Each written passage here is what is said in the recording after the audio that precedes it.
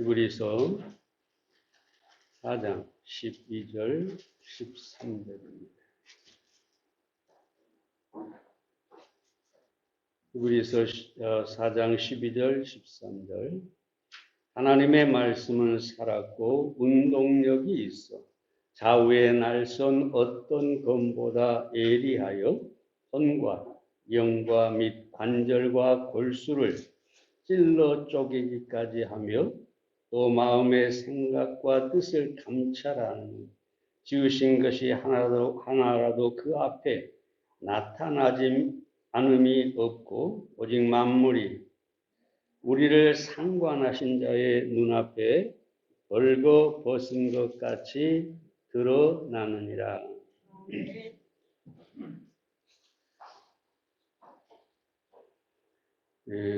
아시는 분들은 있을지 모르겠습니다만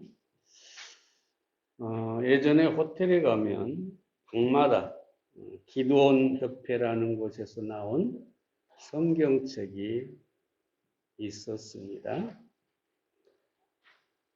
샌프란시스코의 스탠퍼드 호텔도 방마다 성경을 놓아 두었습니다. 그런데 15년간 한 번도 분실되지 않았습니다. 그런데 그 투숙객들을 위해서 영어 사전과 성경을 같이 놓아두었더니 불과 한 달 사이에 영어 사전이 14권이나 분실되었습니다. 그래서 그 호텔 사장이 이렇게 탄식했다고 합니다. 사람들이 하나님의 말씀에는 관심이 없고 인간의 언어에는 훔쳐갈 정도로 관심이 많다. 오늘날 성경처럼 많이 보급된 책이 없습니다. 이 말씀이 얼마나 흔한지, 성경이 흔한지 종종 아파트에 보면 물론 성경의 번역이 이제 달라져서는 그렇겠지만 성경책들을 막 고려해요. 언젠가 한 번은 성경책을 막 몇 권이나 교회 앞에다 누가 갖다 놨다. 너무 흔해요.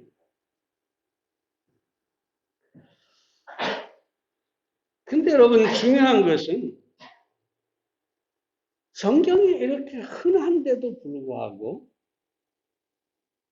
성경을 사랑하고 말씀을 사모하고 그 말씀을 읽는 사람들은 많지 않다는 것이죠.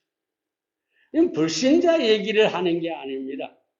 그리스도인들, 기독교인들, 교회를 다닌다고 하는 사람들을 말하는 것입니다. 주일날 교회에 와서 목사님이 본문을 찾을 때 성경을 한번 펴보고 일주일 내내 성경을 펴지 않습니다.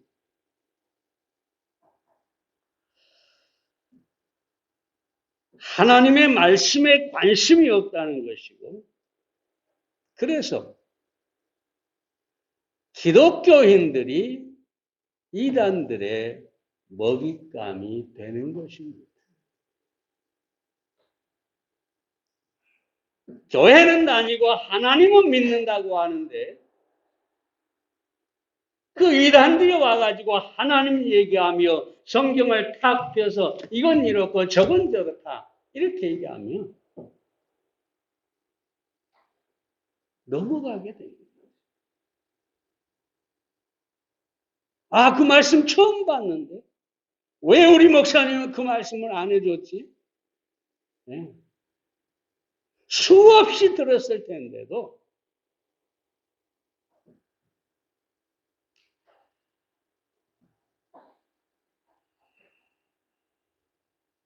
여러분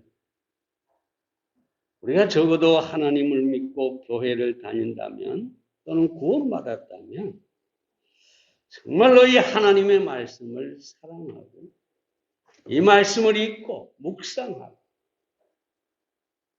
이 말씀을 통해서 우리의 삶을 변화시켜야 마땅한 것입니다.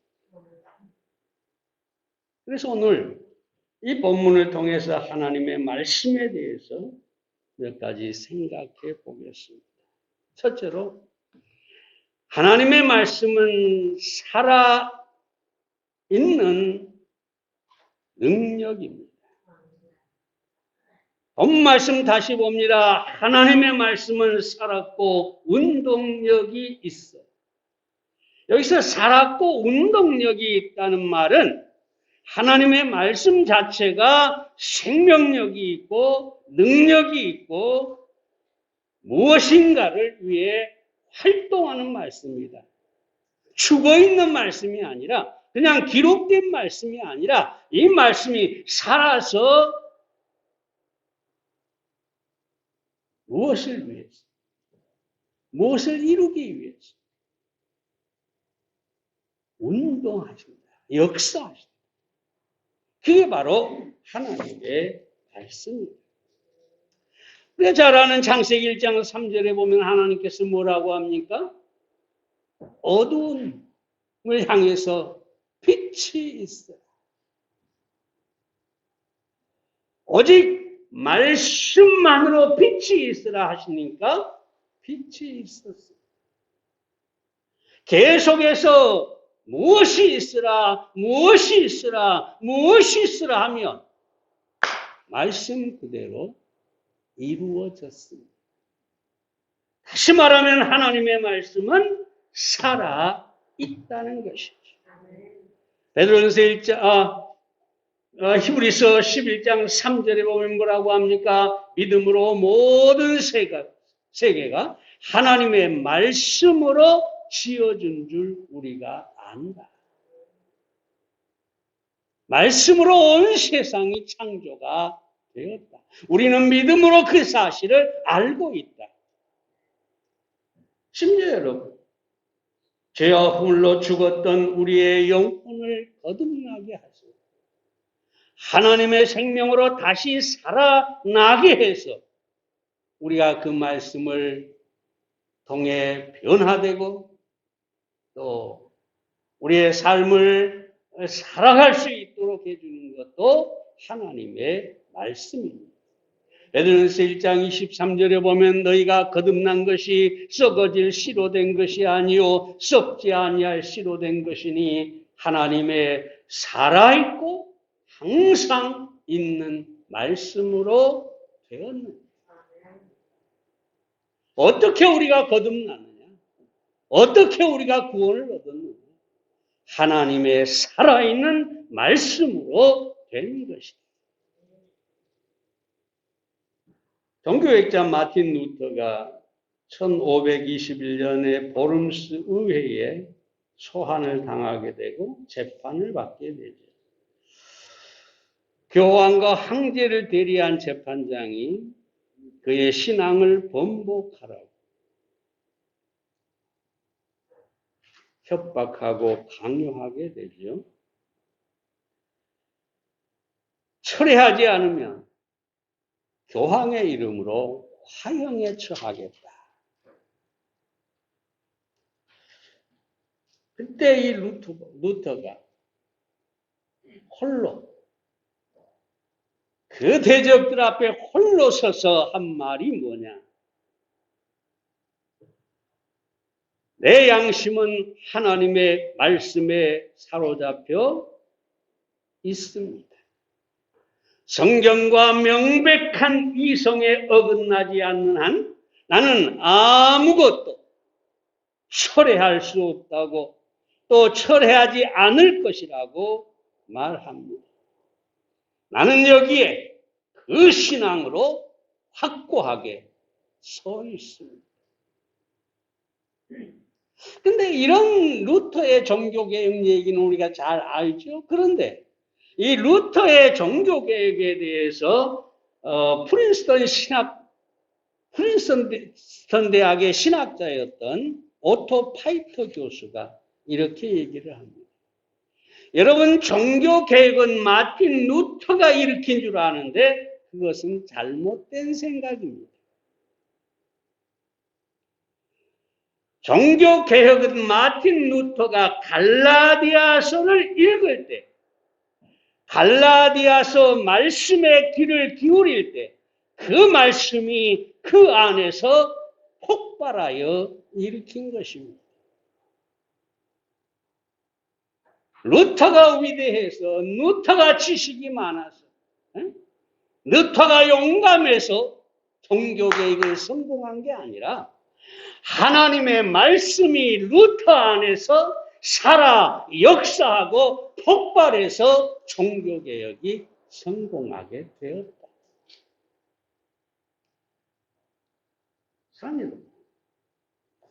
하나님의 말씀은 살아있고 능력이 있습니다. 루터 안에서뿐만 아니라 모든 믿는 자, 하나님의 말씀을 듣고 읽고 그 말씀을 마음에 받고 그 말씀을 믿는 자 안에서 살아있는 하나님의 말씀이 폭발하게 되고 활동하게 되고 그래서 우리의 인격과 삶을 변화시켜 줄 수가 있는 것입니다. 여러분, 이런 놀라운 생명의 말씀, 이 활동하는 말씀, 사람을 지배해서 폭발시키는 이 하나님의 말씀을 우리가 가지고 있는,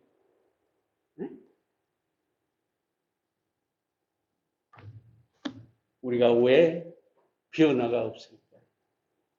왜 열매가 없을까? 다른 것이 아닙니다. 그 말씀이, 살아있는 말씀이 우리 안에 있지 않기 때문에, 우리 안에 머물지 않기 때문에 우리에게 변화가 없는 것입니다. 계속해서 두 번째로 말씀을 드립니다. 하나님의 말씀은 검보다 더 예리합니다. 다시 본문에 보면 좌우의 날선 어떤 검보다 예리하여 혼과 영과 및 관절과 골수를 찔러 쪼개기까지 하며 또 마음의 생각과 뜻을 감찰하나니. 하나님의 말씀을 뭐라고 하느냐? 날이 선 검보다 더 예리하다. 가끔 여러분이 차력소나 이렇게 하는 것을 TV에서 보면 칼을 잘 갈아가지고 신문지를 넣고 착 그으면 어떻습니까? 여러분, 신문지 잘 잘라지지 않습니다. 보통 칼로는. 그런데 닿자마자 착 나가면 이게 뭐냐면 날선 검이기 때문에 그렇습니다.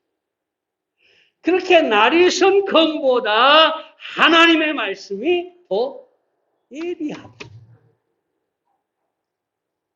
그 예리한 말씀이 영과 혼과 몸을 찔러 쪼개기까지 한다.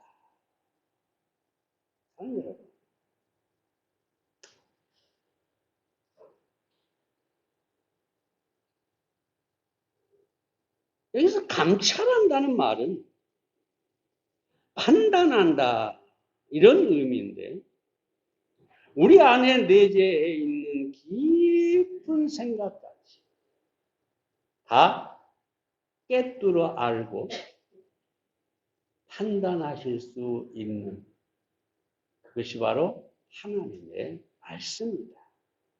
여기서 우리가 생각해야 할 교훈이 있습니다. 먼저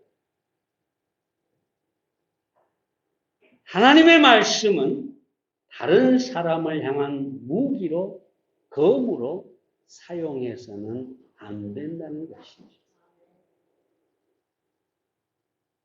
여러분이 예리한 이 검을 다른 사람을 정죄하고, 다른 사람을 판단하고, 이런 용도로 이 말씀을 사용하면 우리는 그 영혼을 난도질하는 것이죠. 이것처럼 무서운 일 없어요.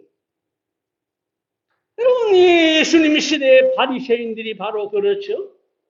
저들은 율법이라는 하나님의 말씀을 가지고 세리나 장기들이나 죄인들을 향해서 그저 날카롭게 휘둘렀어요. 결국은 이 세리나 장기나 죄인들이 감히 바리새인들 앞에 설 수가 없었어요. 왜? 그들 앞에만 서면 율법으로 하나님의 말씀으로 정죄하고 판단하기 때문입니다. 간음 중에 잡혀온 여인도 그렇잖아요. 바리새인들이 돌을 다 들고 와서 뭐라고 합니까? 그들은 성경을 인용합니다. 모세의 율법에 이런 여자는 돌로 쳐 죽이라 했는데, 여러분 그 말씀만 들으면 이 여인이 얼마나 두려워 떨겠습니까? 하나님의 말씀에 나는 이제 돌에 맞아 죽어야 되겠구나. 두려움과 절망에 빠져버리는 거죠.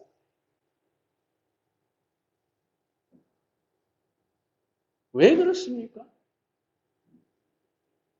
하나님의 이 말씀, 이 예리한 검과 같은 말씀을 다른 사람에게 적용하기 때문에 그렇습니다.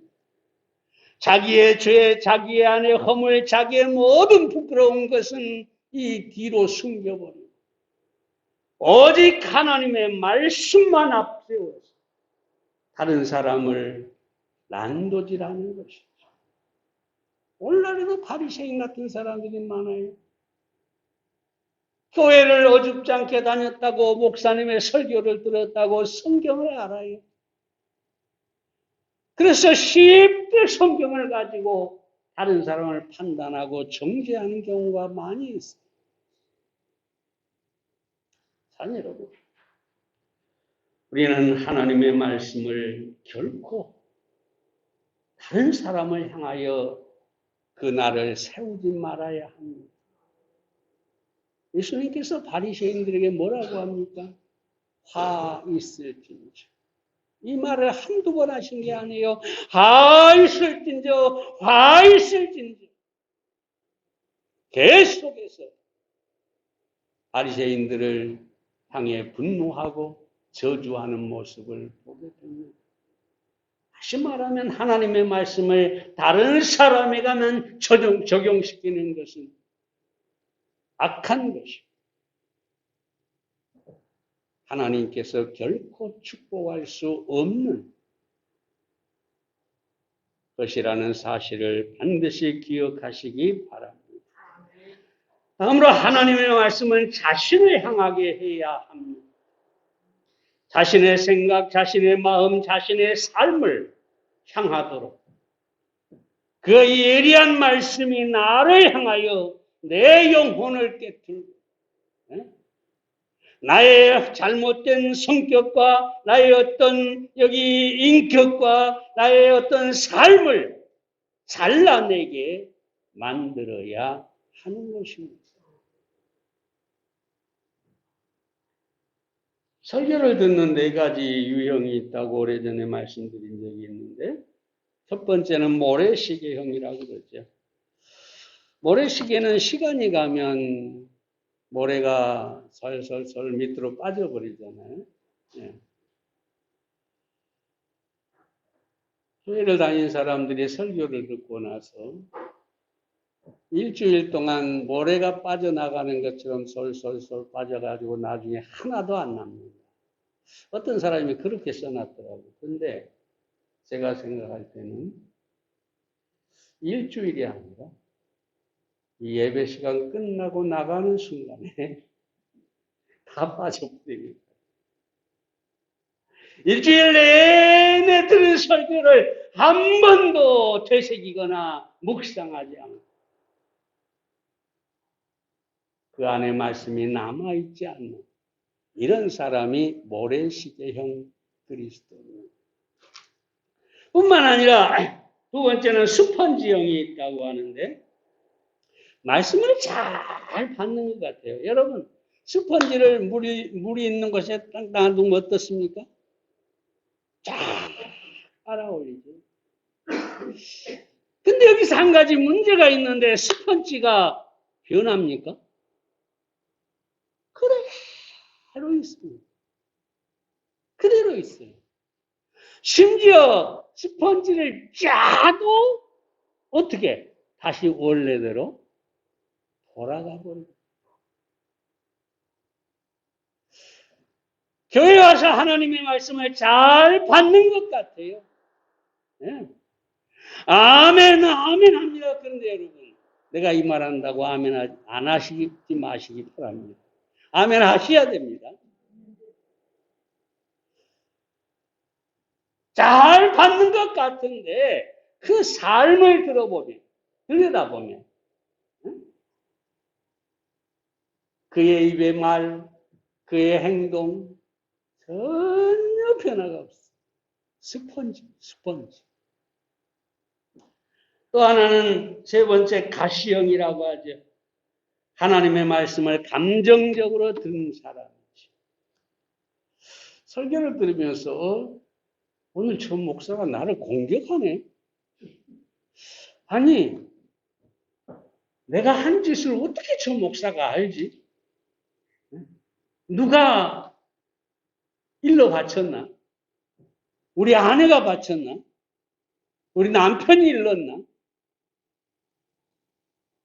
여러분, 하나님의 말씀은요, 목사가 전할 때 누구한테 들어서가 아니라 이 말씀 자체가 우리 인간의 마음과 생각을 감찰하고 거기에 예리한 칼날처럼 찌르고 베고 하는 것이죠. 그래서 하나님의 말씀이 이렇게 찔리면 성령께서 이 말씀을 통해 나에게 말씀하시는구나 이렇게 받아야 되는데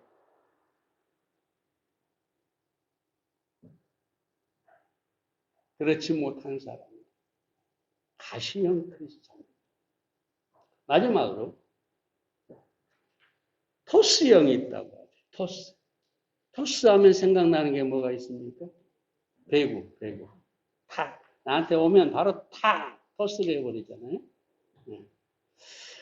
하나님의 말씀을 듣고 나서 생각이 벌써 뭐가 되느냐. 이 말씀을 누구한테 내가 던져줄까? 응? 옛날에 말했잖아요. 며느리, 시어머니. 교회 아주 시어머니가 설교를 잘 듣고 제일 먼저 목사님 찾아가가지고 목사님 오늘 우리 며느리 왔던겨? 잘 모르겠는데요.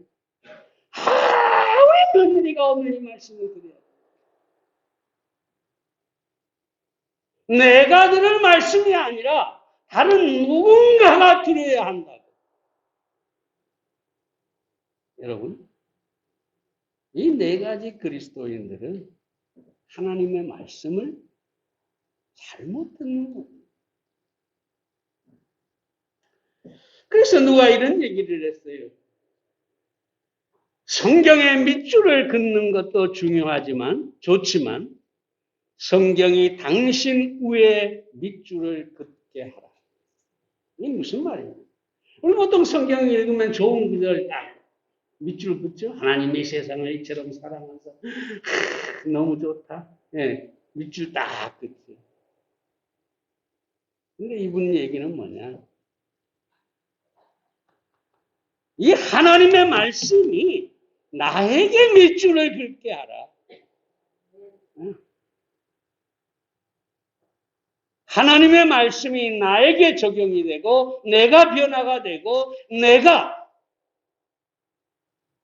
하나님의 뜻대로 살 수 있도록 말씀이 내게 밑줄을 긋게 하라. 그러므로 우리는 성경이 머리에만 머물게 하지 말고 우리의 마음을 움직이고 우리의 삶에 적용돼서 변화와 승리가 오는 그런 말씀이 되게 하시기를 바랍니다. 마지막 세 번째로 하나님 말씀은 우리를 행복하게 합니다. 13절 말씀을 봅니다. 지으신 것이 하나라도 그 앞에 나타나지 않음이 없고 오직 만물이 우리를 생관하신 자의 눈앞에 벌거벗은 것 같이 드러나느니라. 그럼 여기서 드러난다라는 마지막 말씀은 뭐냐면 레슬링 선수가 상대의 목을 감아서 뒤로 젖히는 것, 그걸 얘기합니다.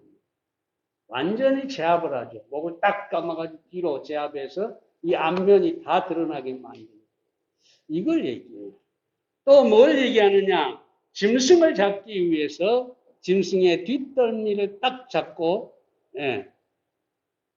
세우는 거예요.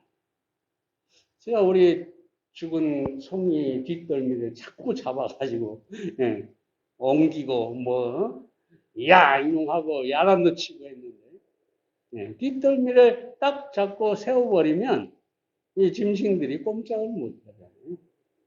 또 하나는 수술대 위에 벌거벗은 채로 누워있는 그때에 사용하는 말입니다. 요즘 연속극을 제가 하나 봐요. 거의 연속극을 안 보는데, 하나를 보는데, 통쾌하더라고요. 모범택시 2라고 해가지고, 복수를 대행해 주더라고요. 야, 물론 합법은 아니죠. 그런 일이 있으면 안 되겠죠. 그런데, 통쾌하긴 해요. 통쾌하기는. 얼마 전에 여자 의사가 병원을 차려놓고 자기는 수술도 안 하고 수술을 대리로 시키면서 엄청나게 유명해지고 돈도 많이 벌고 이런 의사가 하나 나왔었어요. 거기에 어떤 여자가 수술을 받고 깨어나질 않아요. 그래가지고 이제 재판까지 했는데 이제 안 되잖아요.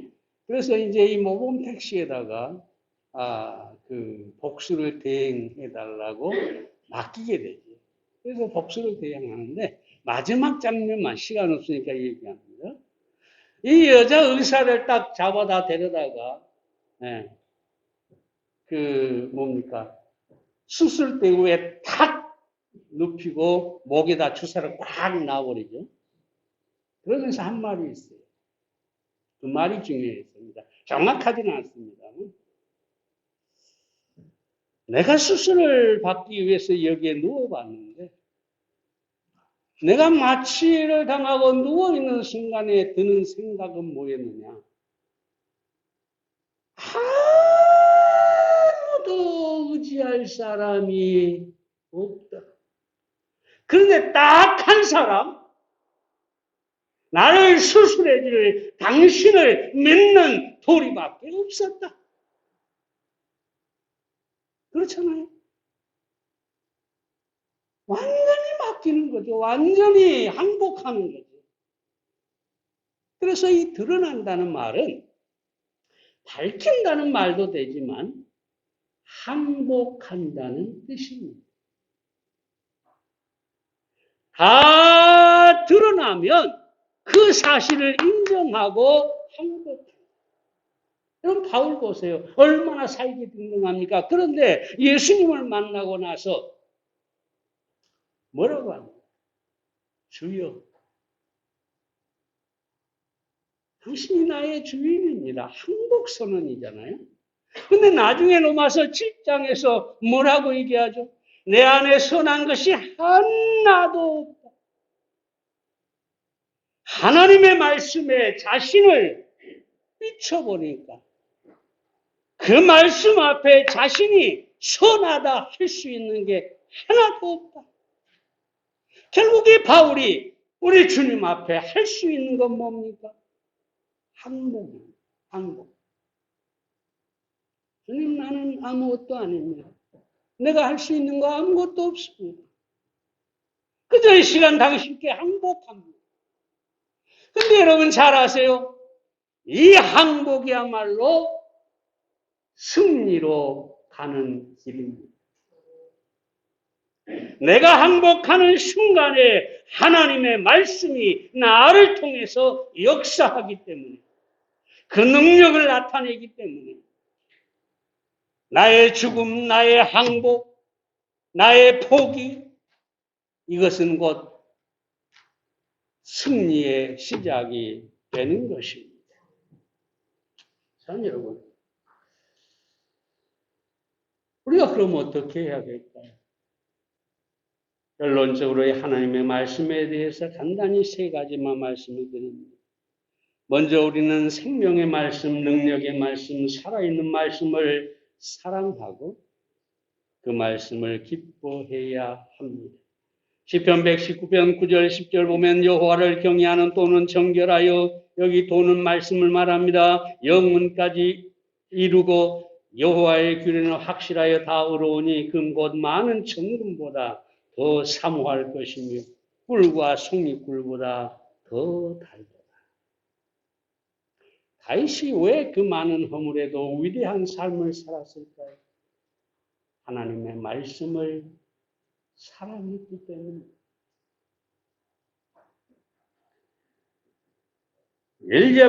영국의 엘리자베트 양도, 베스 양도 성경을 너무나 사랑했다고 합니다. 그래서 이렇게 얘기했던 거예요. 영국의 모든 영토를 다 버릴지라도 성경만은 버릴 수가 없다. 대단하지 않습니까? 영국의 모든 영토 위에 성경을 두고 그 성경을 그만큼 가치 있게 여기고 사랑했다는 것이죠. 우리는 말씀을 사랑해야 합니다. 다음으로 하나님의 말씀의 능력을 믿어야 합니다. 여러분, 믿지 않으면 아무리 하나님의 말씀이 살아있고 놀라운 말씀이라도 아무 활동도 우리 안에서 할 수가 없어요.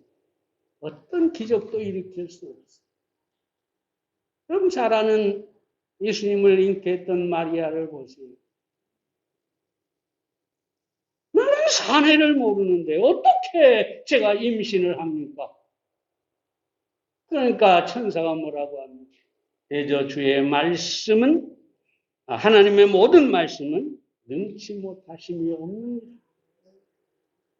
누가복음 1장 38절에서 마리아가 뭐라고 합니까? 주의 계집종년이 말씀대로 이루어지이다. 하나님의 말씀이 능치 못하심이 없는데 나는 그 앞에 항복합니다. 나를 맡깁니다. 주의 뜻대로, 말씀대로 이루시옵소서. 여러분, 예수님을 잉태했습니다. 믿음이 하나님의 말씀과 함께 갈 때에 그 앞에 장애물이 없고 놀라운 이적들이 일어나게 될 것입니다. 끝으로 하나님의 말씀을 전해야 합니다. 우리는 생명의 말씀을 듣는 자가 아니라 가진 사람들입니다. 우리는 복음을 가졌고 하나님의 말씀을 가졌습니다. 그래서 바울이 디모데후서 4장 2절에서 너는 말씀을 전파하라. 때를 얻든지 못 얻든지 항상 힘쓰라라고 합니다. 마지막으로 얘기만 하고 마칩니다. 철로역정을 쓴 존 버년이 원래는 영어 알파벳도 몰랐던 사람인데 성경을 통해서 글을 배우고 12년 동안 감옥에 갇혀서 철로역정이라는 놀라운 책을 썼죠. 이분은 댐장의 아들로 태어나서 댐장이로 살다가 평생을 가난 속에서 정말 무식한 비천한 삶을 살았던 사람이죠. 그런데 이 얘기는 한 번 한 적이 있습니다만은 옥스퍼드 대학의 존 오웬 박사가 이 댐장이 존 버년의 교회 가서 설교를 듣습니다. 그도 맨 앞에서 무릎 꿇고 그 말씀을 들었다고 합니다. 여러분, 옥스퍼드 대 영국의 최고의 명문 대학이잖아요. 거기에 총장, 박사가 이 존 버년 앞에서 말씀을 들었습니다. 그러니까 찰스 황제가 박사에게 이렇게 얘기하죠. 당신의 학식에 뭐가 모자라서 하필이면 그 천박한 땜쟁이 번연의 설교를 들으러 가는 것이요. 오웬 박사가 이렇게 말합니다. 만약 그 땜쟁이가 가진 은사들을 가질 수만 있다면 저는 기꺼이 저의 학식을 다 포기할 것입니다.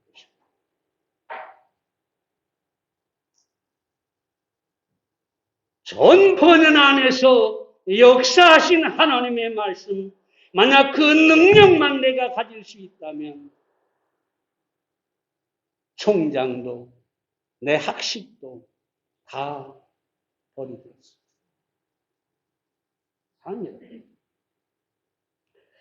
하나님의 말씀은 이처럼 살았고 능력이 있는 말씀입니다. 실험해 보십시오. 실제로 여러분이 말씀을 가까이 하고 그 말씀을 믿고 순종해 보십시오. 그리고 그 결과를 여러분이 볼 수 있기를 바랍니다. 기도하겠습니다. 살아계신 아버지 하나님, 오늘 살아있는 하나님의 말씀에 대하여 성경이 말한 대로 우리가 함께 살펴보았습니다. 살아있는 말씀, 창조하는 말씀, 우리 안에서 활동하는 말씀, 이 말씀을 우리에게 주신 은혜를 감사합니다. 이 하나님의 말씀을 우리의 삶에 적용시키게 하시고, 그래서 그 날카로운 예리한 칼날로 우리 인격이 빚어지고 우리의 삶이 변화를 이룰 수 있도록 하나님 아버지 축복해 주시옵소서. 무엇보다 우리가 그 말씀 앞에 항복하고 우리 자신을 온전히 맡겨서 하나님의 말씀이 우리를 통해서 하나님의 역사를 이룰 수 있도록 그렇게 하는 우리가 되기를 소망합니다. 오늘 이 말씀 들은 사랑하는 우리 강주교회 모든 성도님, 오늘 이 시간에 주님 앞에 나는 성경을 읽겠다, 말씀을 믿겠다, 말씀에 항복하겠다, 그렇게 헌신하며 기도하는 우리 성도님들이 되게 해 주시옵소서. 예수님의 이름으로 기도해 싸움나이다. 아멘.